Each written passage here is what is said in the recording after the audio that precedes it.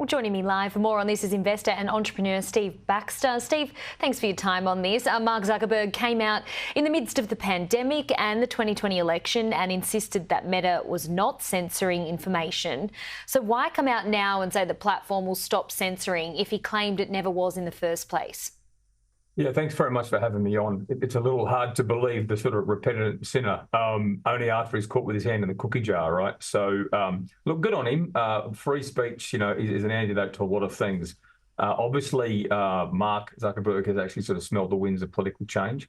He's probably also seen the higher levels of success that platforms such as X are having with respect to their free speech stance. But for an American company to bow to pressure from the US government with such a strong First Amendment basic right at the heart of their polity, good on Mark for finding some bravery eventually. I mean, as you mentioned, it's most likely politically motivated here so that he's not offside when Trump comes into office. But what does that sort of represent, I guess, for someone to bow down and change, I guess, your stance and view on this? Well, I don't think he's got a great moral compass, to be honest. I mean, he was very happy censoring opinions and political discourse. I've got nothing good to say about it other than, good on him now.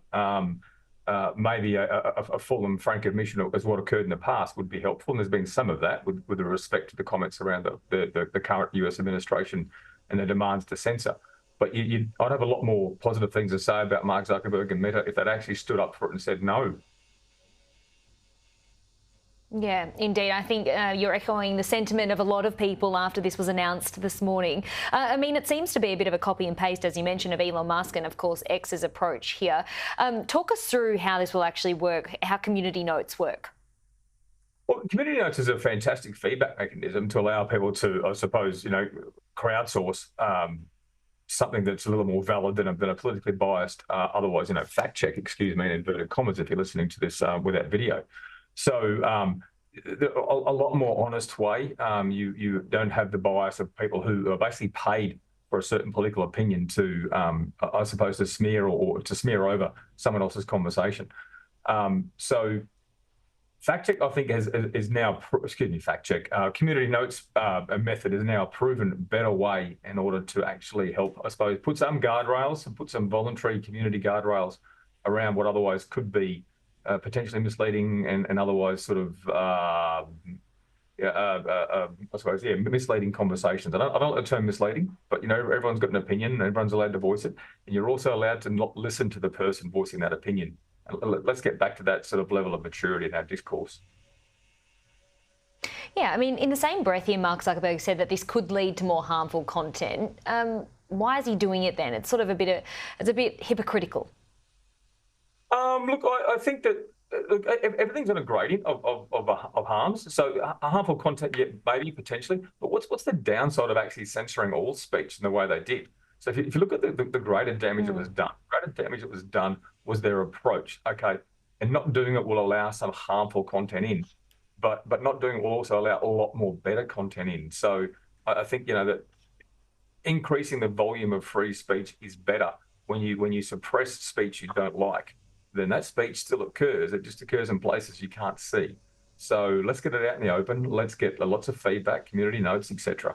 So look, overall, I praise them for now finally coming around and embracing, I suppose, the US First Amendment and freedom of speech. What will this mean for upcoming elections, like in Australia, for example?